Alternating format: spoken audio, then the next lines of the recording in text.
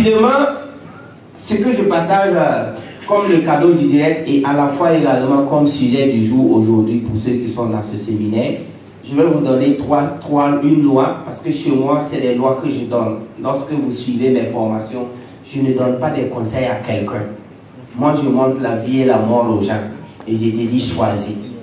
Choisis parce que je ne sais pas ce que tu es venu chercher au monde. Peut-être que tu es venu pour bâcler ta vie, peut-être que tu es venu pour vivre. Donc, moi, je ne force pas. Donc, que ce soit sur Facebook, mes formations privées, quand quelqu'un vient à moi, je lui dis, je te montre la vie et la mort et tu choisis. Parce que si je te montre la vie sans te montrer la mort, ben, c'est incomplet. Si je te montre la mort sans te montrer la vie, c'est pas bien. Donc, c'est pourquoi ici, je vais plus utiliser le mot loi. Voilà, parce que nous sommes tous régis par des lois universelles. Donc, j'ai développé une loi personnelle, parce que tout ce que j'enseigne également, c'est de l'Immaculée Conception. L'Immaculée Conception, on appelle ça idée originale. L'idée originale, c'est quelque chose que tu ne vas pas retrouver sur Google. Ce que tu ne pourras pas retrouver sur Google, sauf la personne. Quand on dit réfléchissez et devenez riche, tous ceux qui savent qu'ils sont obligés de penser à Napoléon Hill. Quand on dit Amazon, que tu le veuilles ou pas, tu es obligé de penser à Jeff Bezos. Si on dit Facebook, que ça te plaise ou pas, tu es obligé de penser à Mark Zuckerberg, n'est-ce pas? Donc c'est pourquoi, dans toute chose, chacun de nous doit travailler à être un assembleur et enseigner ce qui vient de son cœur et enseigner sa propre expérience. Parce que lorsque tu essaies d'enseigner l'expérience de quelqu'un d'autre, ça passe. Mais sur le plan énergétique, spirituel, cosmique, ça ne passe pas. Cela ne veut pas dire, quand vous voyez quelqu'un qui fabrique une voiture, bon, il va me nommer la voiture en son nom, c'est vrai. Mais si vous allez bien voir, il n'a rien fabriqué, il a assemblé. Et pourquoi on parle plus d'assemblage que de fabrication? Parce que je pense que l'uranium existe, le fer existe, tout ce que vous pouvez imaginer comme matière première existe, surtout ici en Afrique, au Congo, en passant par le Burkina Faso, en partant en Afrique du Sud, que ce soit le cobalt, le coltan, tout ce que l'industrie a besoin pour fabriquer, que ce soit les semi-conducteurs, les portables, que ce soit les ordinateurs, on les puise sous le sol. Mais comment l'autre arrive à puiser le coltan, prendre l'uranium, prendre le cobalt, aller insérer dans les appareils, et toi tu es assis, tu ne peux pas le faire? Qu'est-ce qui s'est passé entre vous? C'est lui, il a appris comment assembler les choses. Donc si vous êtes d'accord avec moi, dans les formations aussi c'est la même chose. Il faut que tu lises, il faut que tu voyages, il faut que tu médites, surtout la méditation. Et à un certain moment, tu pourras capitaliser les choses à ta manière. Et quand tu parles, c'est bon. Aujourd'hui, il y a certains de mes étudiants, quand ils prennent la parole, moi-même je suis obligé de noter. Mais dites-moi, quel étudiant, quel élève de maths va donner une formation en mathématiques et son professeur sera ébahi? Puisque le professeur n'a rien inventé. Lui, il est resté dans le canevas. L'élève aussi. Donc, pendant que l'élève parle, le prof a le droit de dormir. Mais chez nous, en métaphysique, en développement personnel, pendant que l'élève parle, le maître ne peut pas dormir. Parce que E égale à MC au carré, c'est pas pour toi. C'est pour Einstein, n'est-ce pas?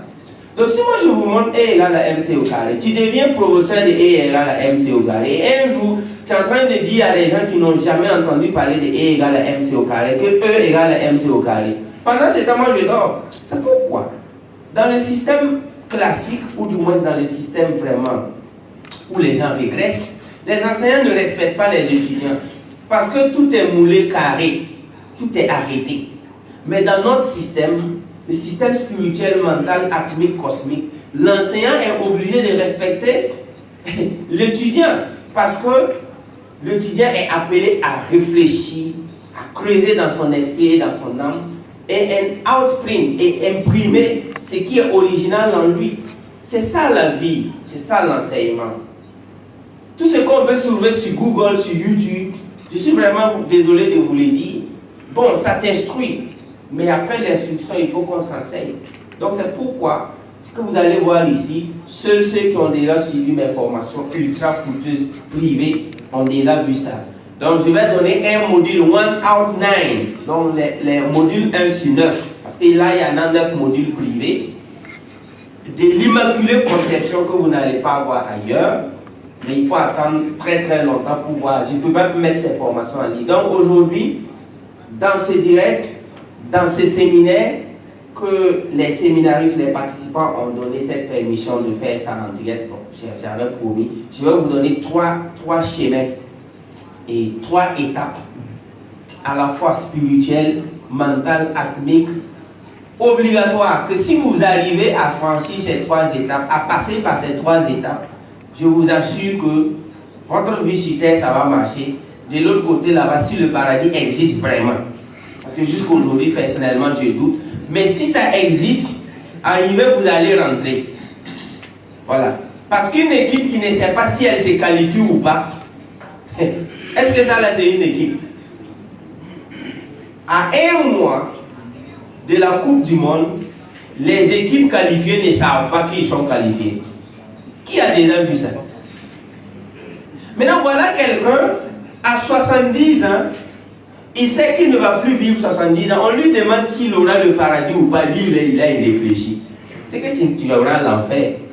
Si toi-même sur terre, tu ne sens pas le paradis, tu ne sens pas que tu iras au paradis, je suis désolé de t'informer que tu iras dans le contraire du paradis. Parce que Warren Buffett a dit, don't be a patsy. If you are playing a game and 5 minutes after, 20 minutes after, you don't know if you are winning or losing, so you are losing. Il ne faut pas être un pigeon. Quand vous jouez aux cartes, quand vous jouez aux dames, et 20 minutes après, tu ne sais pas si tu gagnes ou si tu perds, la mauvaise nouvelle qu'on va t'informer, c'est qu'on est en train de te d'abattre mal même. C'est-à-dire, tu es en train de perdre. La vie aussi, c'est comme un jeu de dames. Si à 50 ans, on te pose la question, si tu seras riche ou pauvre, pardon, il faut répondre. Si à 25 ans, on te pose la question, si tu seras riche ou pauvre, dès lors que tu ne peux pas répondre en haute et intelligible, voici tu seras riche ou pauvre, c'est que tu es en train d'être pauvre. Mais la bonne nouvelle, à n'importe quel niveau, à n'importe quel âge de notre vie, on peut toujours se rattraper, on peut toujours corriger.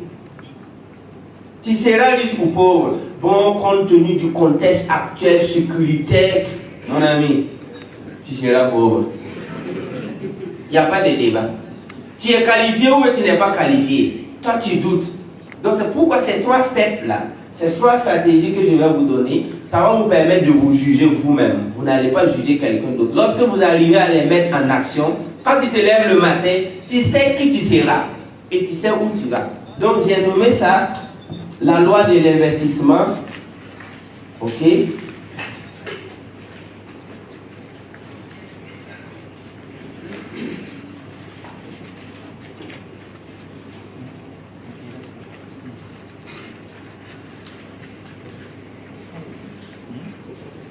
Sim, c'est mon nom. Ouedraogo Simon.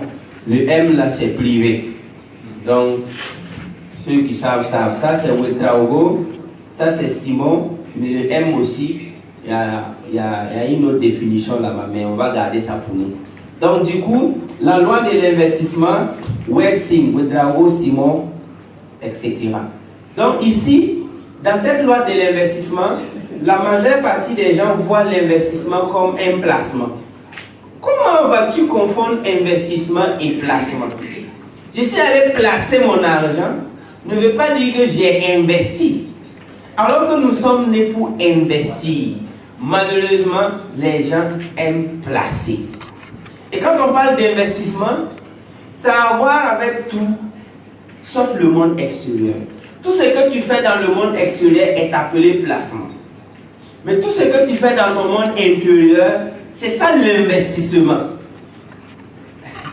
Donc, du coup, je viens de vous donner une définition métaphysique de l'investissement. Tout ce que tu fais dans le monde extérieur, il faut dire que tu as fait un placement.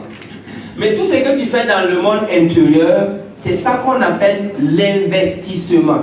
Donc, ici, je vous dis la loi de l'investissement. Vous devez tous devenir des investisseurs. La bonne nouvelle est que l'investisseur est plus important que le riche. Quand un pays veut relancer son économie, on n'a pas dit que le président fait appel aux riches. Le président fait appel aux investisseurs. Mais un riche, c'est quelqu'un, bon, il est riche, mais est-ce qu'il peut investir? Voyez-vous? Donc c'est pourquoi Dans cette loi d'investissement, nous allons vous démontrer les démarches scientifiques, je dirais métaphysiques, de ma propre conception, qui permettront à chaque être humain de faire ce qu'on appelle vraiment l'investissement. Et une fois que tu investis, en cas d'échec, tu es riche. C'est pourquoi j'aime vous dire que chez nous, peut-être à Amrish, quand on échoue à Amrish, on devient riche. Maintenant, quand on réussit à Amrish, on produit les riches. Dès lors que quelqu'un n'est pas capable de vous présenter le nombre de riches qu'il a fabriqués, je suis désolé de vous dire, c'est un homme qui a juste vécu de façon égoïste. Chez nous, à A50, les riches, nous les classons par le nombre de riches qu'il a créés.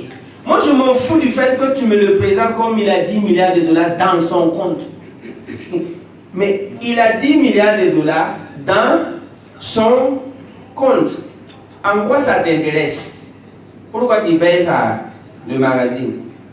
Maintenant, lorsqu'on vous dit, préférez-vous quelqu'un qui a 10 millions, 1 million de multimillionnaires en dollars partout dans le monde, entre cette personne et celui qui a 100 milliards de dollars dans son compte? Vous préférez quelle personne? Donc, si nous voulons sauver l'humanité, si nous voulons sauver le monde, commençons à classer les hommes par le nombre de risques qu'ils ont créés et non pas par le nombre, la somme qu'ils ont dans leur compte. Parce que lorsque les magazines comme Forbes, Time Magazine, Top 500, des trucs comme ça, je peux dire qu'ils ont été ces riches. Et ces riches doivent dire que s'ils ne t'avaient pas rencontré, effectivement, ils n'allaient pas être riches. Si le monde allait classer les riches comme ça depuis 1945, à l'heure à laquelle où je vous parle,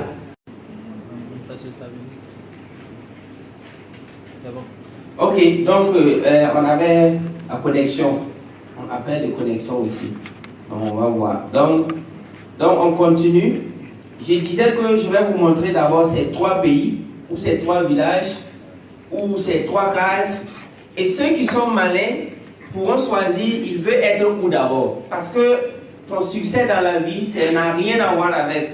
Selon certaines grandes études publiées de façon psychologique, le succès d'une personne n'a rien à voir avec son cursus scolaire. Donc généralement, ton parcours scolaire joue pour 2% dans ton affaire de devenir riche. Je dis bien 2%. Les 98% n'ont rien à voir avec ton parcours scolaire. Mais si vous n'avez pas ces statistiques avant de commencer à dire que vous voulez réussir dans votre vie, voyez-vous, vous allez croire que parce que vous avez un master, vous avez un doctorat, tout ira bien. On vous informe que ça pèse pour 2%. 2% c'est pas mal, mais il faut noter ça. Ce sont les décisions spirituelles, mentales, atmiques, cosmiques que tu fais. Regardez ça. Ça c'est la pauvreté, ça c'est la richesse, ça c'est l'investissement. Lui c'est un investisseur, lui c'est un riche, lui c'est un pauvre. Derrière la pauvreté, il y a un autre pays là-bas qu'on appelle la misère. Parce que quelqu'un qui est pauvre, c'est quelqu'un qui arrive à manger à sa faim, qui dort dans sa maison de rêve, qui a sa voiture de rêve, mais qui n'impacte pas les gens. C'est ça la pauvreté. Vous comprenez? Un pauvre, c'est quelqu'un qui dort dans sa maison de rêve, qui a sa voiture de rêve, qui mange à sa faim, mais qui ne peut pas impacter quelqu'un. Lorsque vous êtes dans ce malheur, vous êtes pauvre. Mais la misère, ça c'est quand on parle de joindre les deux bouts, quoi, c'est ça. C'est ça la misère. Malheureusement, les gens se sont moqués de la pauvreté. Et la pauvreté était obligée de prendre des avocats pour se défendre. Parce qu'elle aussi, elle n'est pas n'importe qui. Parce que la pauvreté, c'est quand tu n'arrives pas à aider les gens à se développer. C'est ça la pauvreté. C'est pas quand tu n'as pas à manger, c'est pas quand tu n'as pas une maison. Non, ça c'est pas la pauvreté. Il faut chercher ça ailleurs. Maintenant, quand on dit que quelqu'un est pauvre ici, on nous présente des gens et la pauvreté même n'est pas contente. Donc, nous devons travailler dur pour atteindre le niveau de la pauvreté. Après la pauvreté, on part maintenant à la richesse et de la richesse, maintenant on part ici. Moi, je vais vous enseigner pour que vous commenciez à être ici. Là, en cas d'échec, regardez, l'investisseur, lui, son voisin direct, c'est qui? C'est le riche. Vous voyez un peu? Il partage un mur mitoyen. Ils ont le même mur. Mais les riches, lui, son voisin, c'est qui? Ils ont le même mur. Il peut basculer à la pauvreté et le pauvre aussi peut devenir riche. C'est tout. Mais le pauvre ne peut pas devenir un investisseur. Maintenant, le pauvre, lui, partage un mur avec qui? La misère. Ça, c'est la misère. Donc, lorsque vous êtes pauvre aussi, il faut noter que là, vous avez un voisin qui s'appelle la misère. Donc, tu peux basculer de la pauvreté à la misère. Après la misère, ça, c'est charme. Fini. Et la pauvreté a une température limitée. Et la richesse a une température illimitée. Lorsque tu décides d'être pauvre, tu as des limites. À partir du moment où tu n'arrives plus à manger, quand même c'est fini. Quand on décide d'être pauvre, on touche rapidement le plafond. Quelqu'un qui peut faire 2 jours sans avoir l'argent pour manger, il n'y en a pas.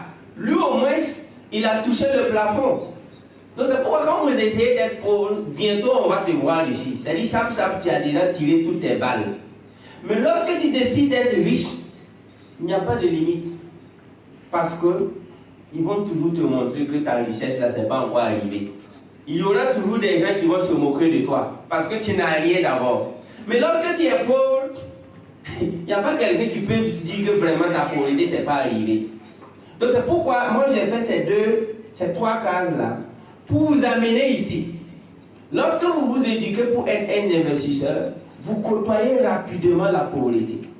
Mais lorsque vous vous éduquez pour être riche, vous côtoyez la pauvreté ici. Parce que quand on est riche, on n'est pas loin de la pauvreté. Il suffit que quelque chose se passe mal et pap, tu reviens à la carte des bas. Donc c'est pourquoi nous on a ramassé nos bagages ici. Et on est venu pour tenter de vivre ici. Tout en sachant que quand en cas d'échec, même si on revient ici, c'est pas mal. Vous êtes d'accord, non? Mais si tu t'amuses à rester ici, et si ça bascule, tu vas où? Donc, maintenant, comment vivre ici? Je vais vous montrer maintenant comment vivre ici. Comment faire pour que ton âme, ton esprit ramasse ses bagages pour venir vivre ici. Parce que c'est là que nous devons vivre. Et une fois que tu es ici, en tout cas, il n'y a pas de sécurité, il n'y a pas de garantie, mais en tout cas, ça va. Donc, c'est pourquoi je vais revenir maintenant pour vous donner les 3 étapes pour devenir un investisseur. Vous devez apprendre pour devenir un investisseur. Ok? Donc, on revient ici afin de vous montrer comment devenir un investisseur. Donc, il y a 3 étapes. Numéro 1, première étape pour devenir investisseur et qu'en cas d'échec, tu vas devenir riche. Number 1. Voici la première étape. Bon, je n'ai pas fait l'école de dessin, mais on va se débrouiller.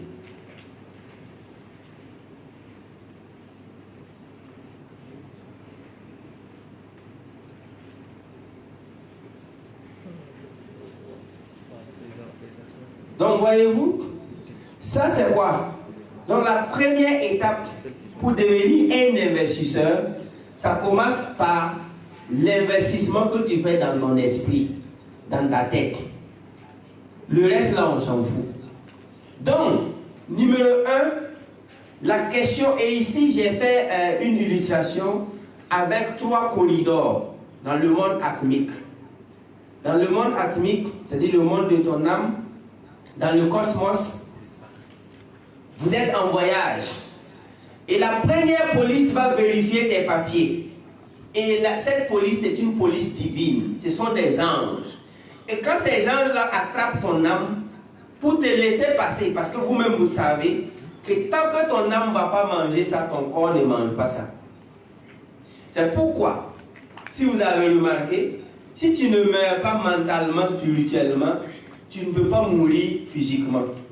Il faut qu'on finisse d'abord la mort mentale. Tu acceptes même que tu es mort avant de mourir.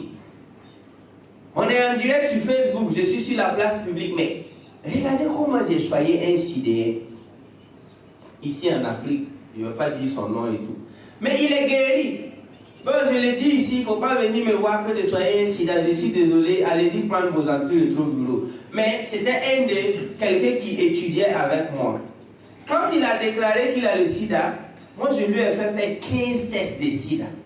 15, dans 15 endroits différents. L'information que je vous donne, il y a eu 9 tests négatifs. Et j'ai demandé au gars là, tu as fait un seul test dans un seul laboratoire et depuis là tu pleures.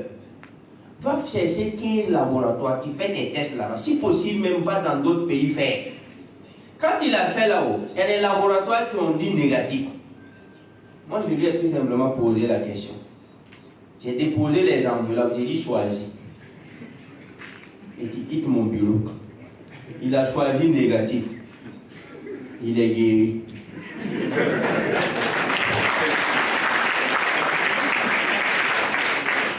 Donc, voyez-vous, mais combien de sidérés en Afrique ont le réflexe de faire 15 tests? Combien de gens également ont le réflexe d'aller voir 15 coachs différents? D'aller voir 15... On a dit que non, quand on t'a consulté, non, c'est pas bon. Ton âme, là, ton étoile, c'est pas bon. Tu ne peux pas être riche. Il faut consulter 15 personnes. Et la 15e personne, si cette personne dit que tu seras riche, focalise ça sur ça. Pourquoi? Tu vas... Non, mais le monsieur est en train de mourir. Hein? Donc c'est pourquoi je vous dis, tant que la mort mentale et spirituelle n'est pas consommée, la mort physique ne peut pas avoir lieu. C'est pourquoi dans l'autre monde là-bas, les sorciers attrapent ton âme. Qu'est-ce qu'ils font avec? Ils vont mater ton âme d'abord. Et maintenant, c'est les résultats de la souffrance de ton âme qui se répercutent maintenant sur ta souffrance physique. Et chez nous, les métaphysiciens, si on libère ton âme, mais tu commences à guérir, non?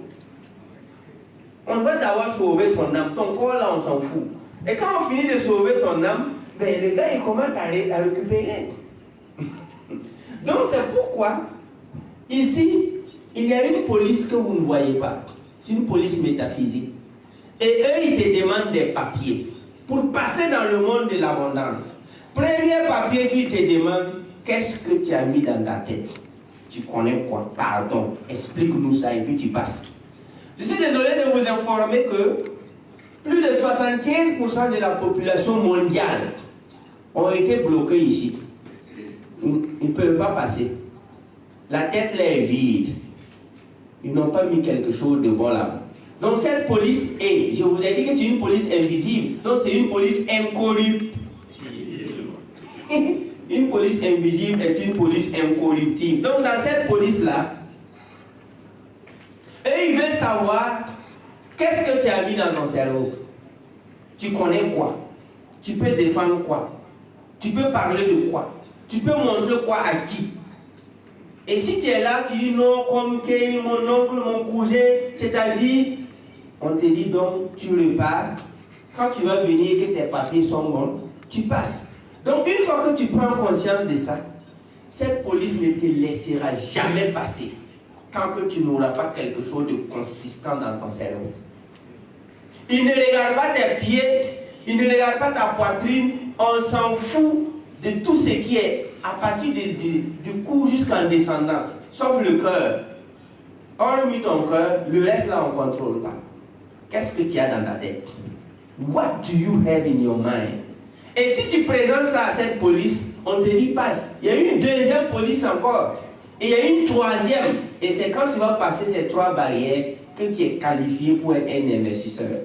Donc vous qui êtes en train de me suivre ici, voici quelques astuces pour commencer à mettre quelque chose dans la tête afin que cette police te laisse passer. Il y a des gens, on vous a dit, un grand penseur a dit qu'il y a des gens qui sont morts à 25 ans, on va les enterrer à 75 ans.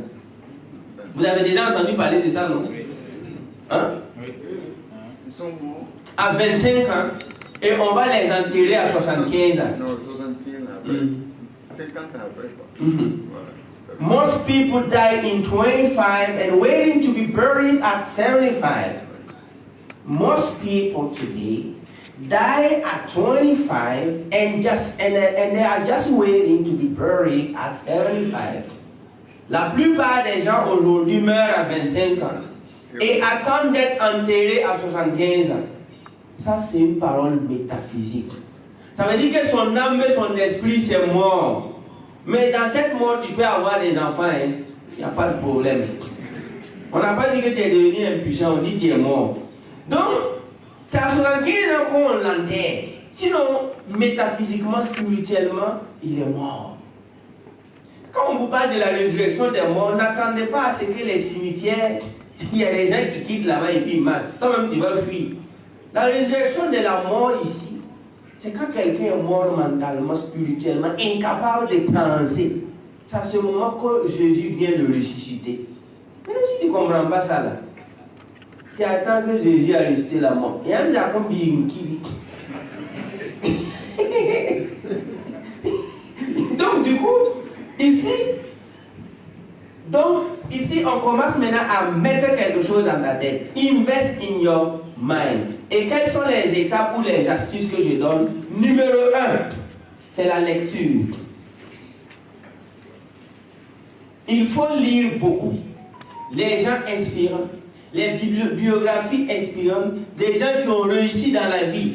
Quand je parle de réussir ici, c'est quelqu'un qui est mort. Parce que si après ta mort, on parle du jour de ton succès, 50 ans après, c'est que tu as vraiment réussi. N'est-ce pas? Parce que dans la vie, si tu veux réussir, il faut avoir des mentors vivants et des mentors morts.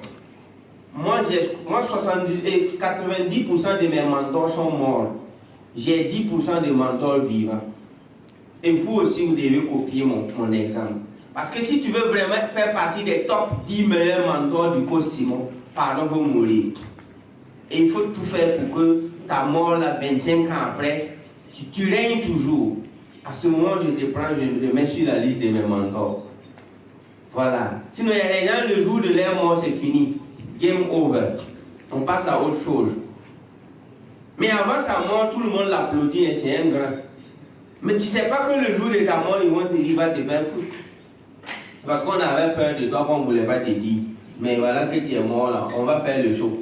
Il y a des gens, on les respecte aujourd'hui avec des champagnes, des éloges. Mais je vous assure que 2 mois après leur mort, ils vont faire sortir des morceaux. Pour dire que le voyou est parti. Et dans ta tombe, tu vas entendre ces morceaux.